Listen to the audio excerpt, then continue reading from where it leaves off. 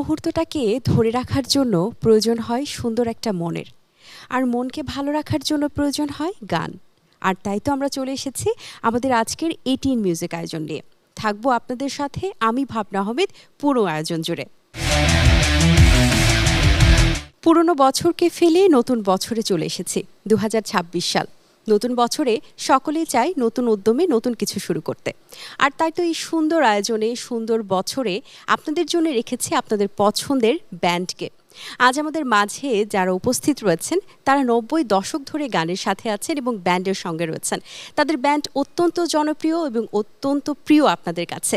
নাম বললে আপনারা বুঝতে পারবেন। আজ আমাদের মাঝে উপস্থিত রয়েছেন জনপ্রিয় ব্যান্ড সিম্ফনি, এবং সেই সাথেই আছেন সেই ব্যান্ডের প্রতিষ্ঠাতা, লিড ভোকাল এবং মিউজিক ডিরেক্টর মনি ভাই। মনি ভাই, আপনাকে আমন্ত্রণ 18 মিউজিক অনুষ্ঠানে। আজকের আয়োজনে আপনাকে পেয়ে আমরা অত্যন্ত খুশি। কেমন লাগছে আপনার এই আয়োজন? পাশাপাশি নতুন বছরে নতুন উদ্যমে কিভাবে আসছেন? ভাবনা, তোমাকে অনেক ধন্যবাদ আমাদের সিম্ফনি ব্যান্ডের পক্ষ থেকে। আলহামদুলিল্লাহ, নতুন বছরে আমরা এটিএন বাংলায় এসেছি। এটিএন বাংলা সবসময় আমার প্রিয়।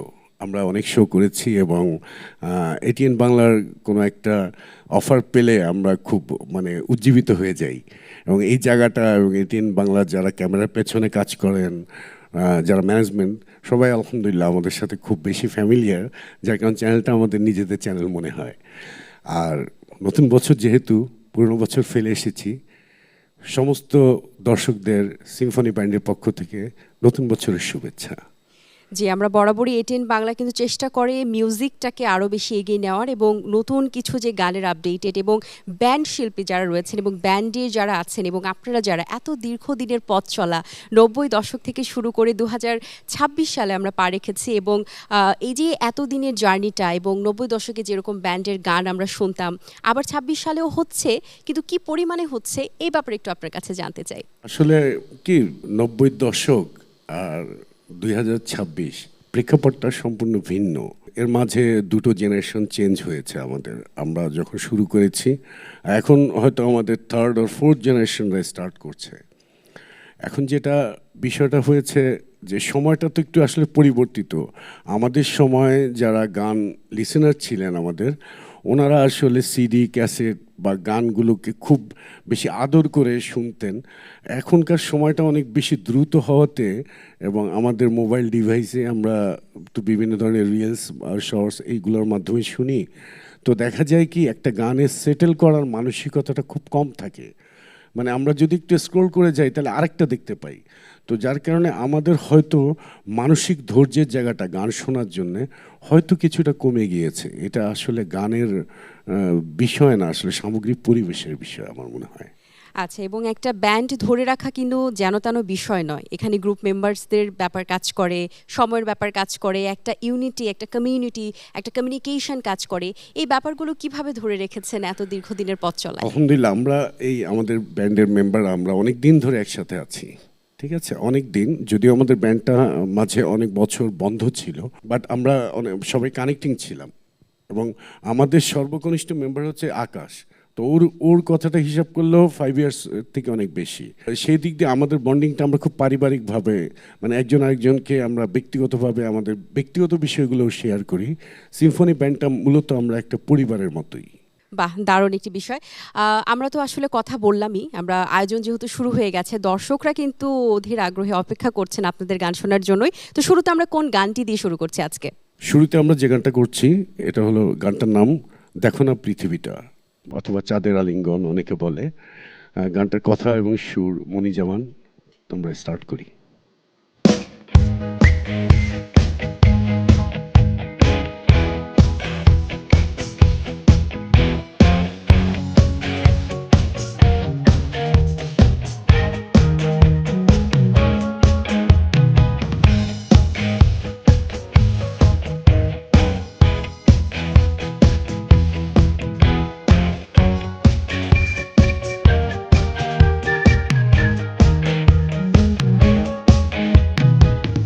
দেখো না পৃথিবীটা কি দারুণ এসেছে, জলের বুকে চাঁদের আলিঙ্গন, রাতের এই আকাশ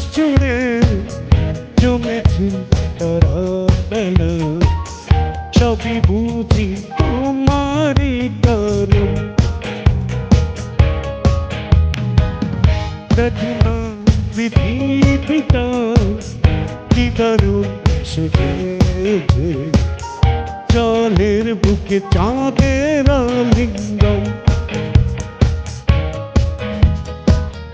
রাতের এই আকাশ জুড়ে জমেছে তারার বেলা সবই বুঝি তোমারই কারণ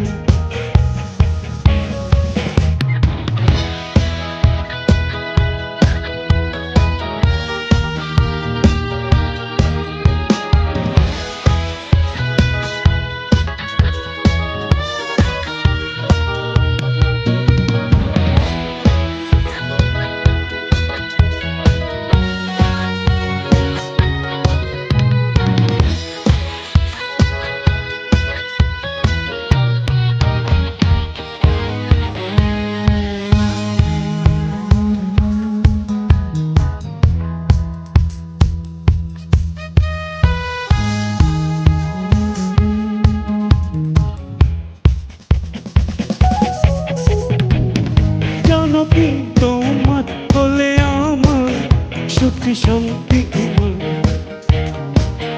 জানো কি তোমার চোখে আমার ঘুম পালিয়ে বেড়ান হয় জানো কি তোমার হাসি আমার আত্মার কম্পন মানো কি তোমার আলিঙ্গন বাঁচতে শেখা নতুন জীবন দেখো না পৃথিবীটা কি দারুণ সেজেছে জলের বুকে চাঁদের আলিঙ্গন রাতের এই আকাশ জুড়ে জমেছে তারার বেলা সবই বুঝি তোমারই কারণ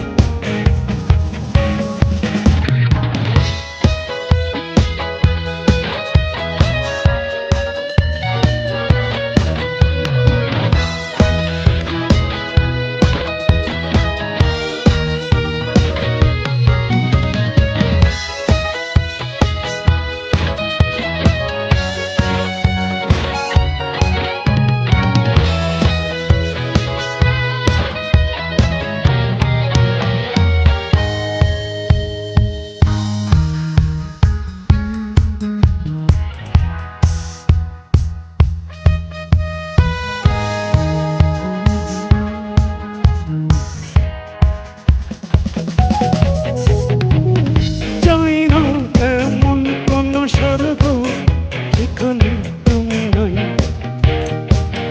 তাই না মন প্রাণের সঙ্গ তুমি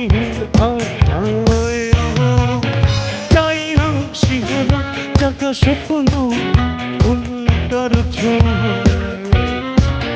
তাই না কোন কাজের প্রেরণা এক পলক দেখতে তোমার দেখো না পৃথিবীটা কি দারুণ সেজেছে জলের বুকে চাঁদের আলিঙ্গন রাতের এই আকাশ জুড়ে জমেছে তারার মেলা সবই বুঝি তোমারই কারণ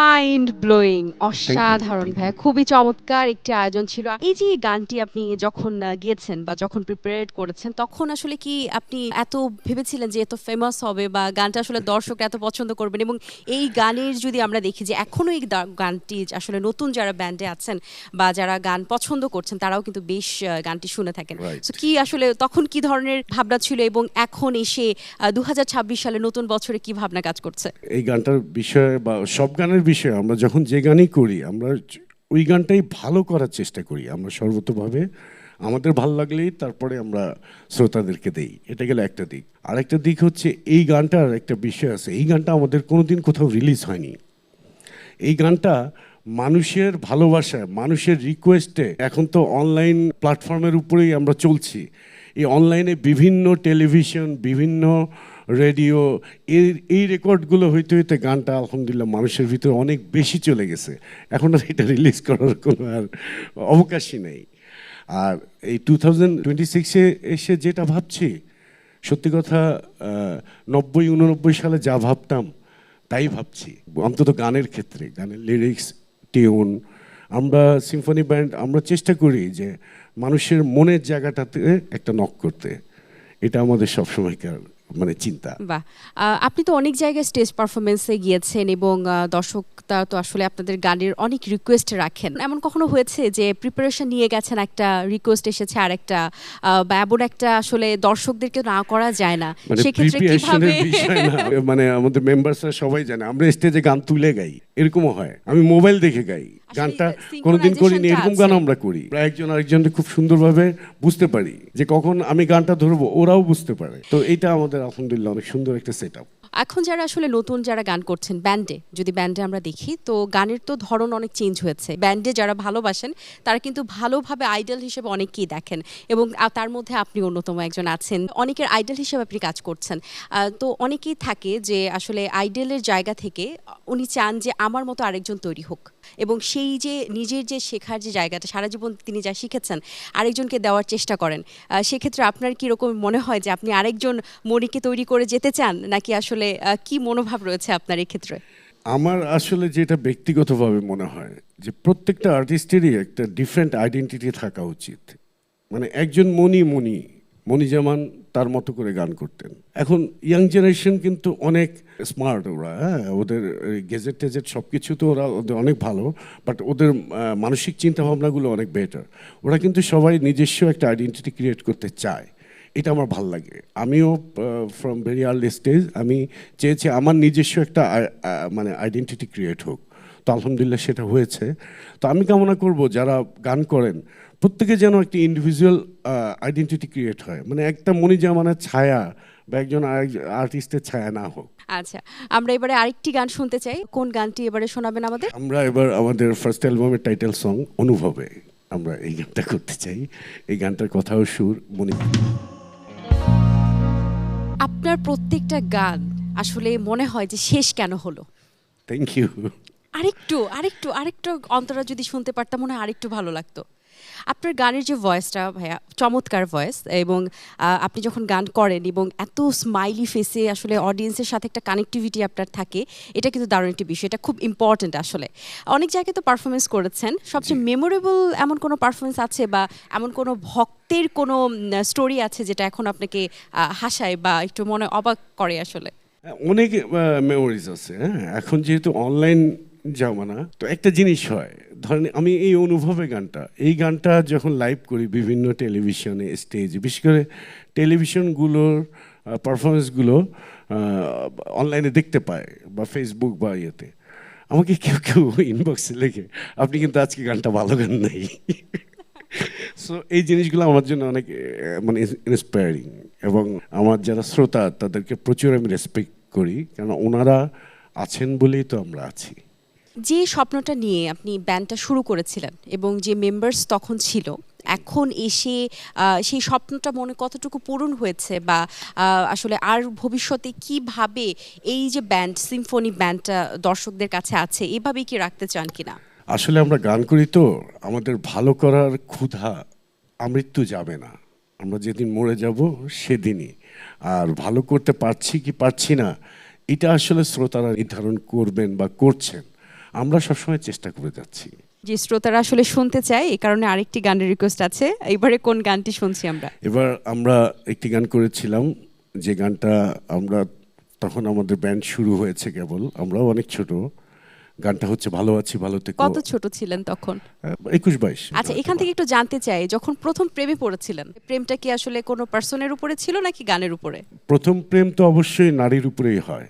আচ্ছা, তাই না? এইটা তো অনেস্ট অ্যানসার দেওয়ার জন্য এখনো আসলে আমি প্রেমে ধন্যবাদ। পড়ি, তো ওইটাই আমার কাছে প্রথম প্রেম মনে তখন হয়। কোন গানগুলো গুনগুন করে গাইতেন আসলে, মনের মধ্যে না, কোন প্রেমে গানগুলো? পড়ে প্রেমিকাকে উদ্দেশ্য করে কখনো গান করা হয়নি আসলে, ঠিক আছে? কেন নিজেও একটা ভাব মারতাম তো, বুঝেন না? আমরা এবার যে গানটা করছি এটি প্রয়াত রুদ্র মোহাম্মদ শহীদুল্লাহর লেখা এবং সুর করা। আল্লাহ ওনাকে শান্তিতে রাখুন।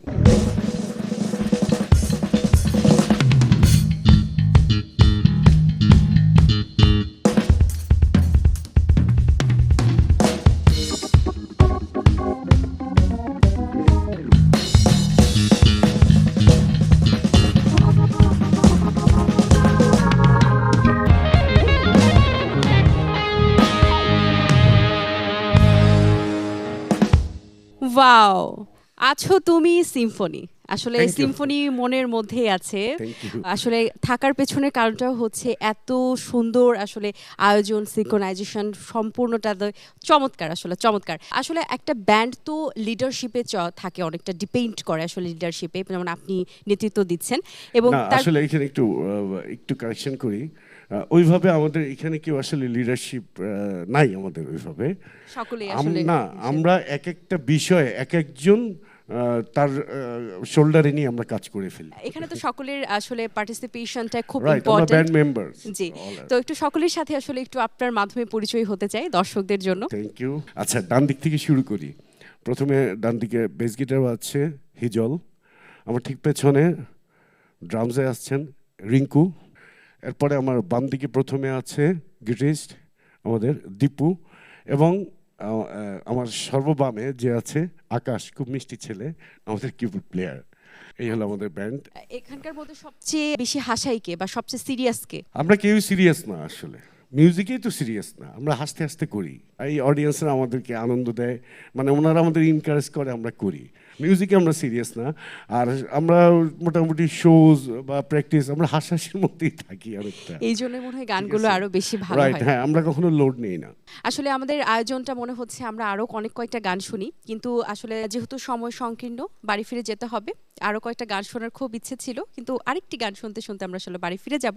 কিন্তু যাবার আগে দর্শকদের উদ্দেশ্যে আপনাকে কিছু বলার জন্য আমরা অনুরোধ করছি। দর্শক শ্রোতাদের উদ্দেশ্যে আমাদের সিম্ফনি ব্যান্ডের থেকে বলার একটা বিষয় আছে, যে আপনারা ভালো গান শুনুন, ভালো গানের সাথে থাকুন।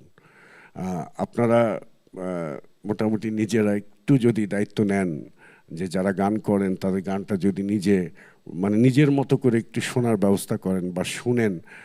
অনলাইনে অনেক কিছুই আছে, তার মধ্যে আমাদের গানগুলোও যায়। অনেক ভালো ভালো গান আসলে এত ভিড়ে চাপা পড়ে যায়। তো আমরা আসলে দর্শকদের কাছে এটাই বলতে চাই যে আপনারা বাংলা গান শুনুন, ভালো গান শুনুন, একটু খুঁজে খুঁজে শুনুন। আর সিম্ফনি ব্যান্ডের আমাদের ইনশাল্লাহ এই বছরে আমরা দুটো গান রিলিজ করব ইনশাল্লাহ আগামী 2-1 মাসের মধ্যে। তো আশা করি ইনশাল্লাহ আপনাদের সামনে নিয়ে আসতে পারবো। সবাইকে অসংখ্য ধন্যবাদ। ভাই, আপনাকে অনেক ধন্যবাদ, এবং আসলে আপনার সাথে যারা এত সুন্দরভাবে মিউজিক প্লে করছিলেন সকলকে অসংখ্য ধন্যবাদ। দর্শক, আজকের এই আয়োজনটা এত সুন্দর ছিল। আসলে নতুন বছরে আপনাদের জন্যই কিন্তু আমরা আসলে চেষ্টা করি, সবসময় এটিন মিউজিক চেষ্টা করে যে ভালো কিছু গান উপহার দেওয়ার এবং ব্যান্ড সঙ্গীতটাকে বারবার আপনাদের সামনে রিপ্রেজেন্ট করার। আজও সেই চেষ্টাই করেছি, আশা করছি আপনাদের ভালো লাগবে। আজ এই পর্যন্তই, দেখা হবে আগামী পর্বে নতুন কোনো ব্যান্ড নিয়ে। সেই পর্যন্ত ভালো থাকবেন, সুস্থ থাকবেন এবং এটিএন বাংলার সাথেই থাকবেন, এবং অবশ্যই এটিএন মিউজিকের পাশেই থাকবেন। আল্লাহ হাফিজ। জি ভাই, এখন আমরা কোন গানটি শুনছি? আমরা মনোরে মানুষ গড়া মাটি দিয়া এই গানটি এবার করব। গানটি লিখেছেন মনিজামান, সুর করেছেন সোহেল আজিজ।